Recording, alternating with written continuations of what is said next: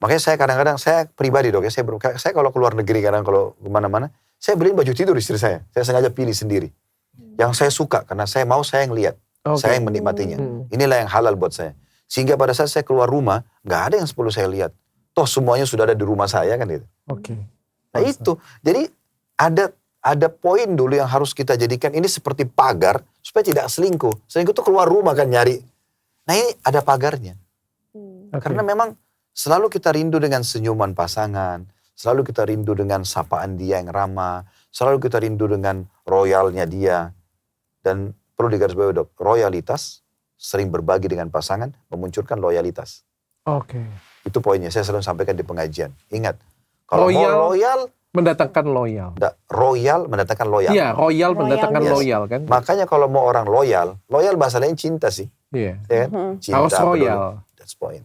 Harus memberikan pelayanan. Iya. Pelayanan. Nah, ini semua adalah pagar atau benteng terkuat untuk tidak selingkuh.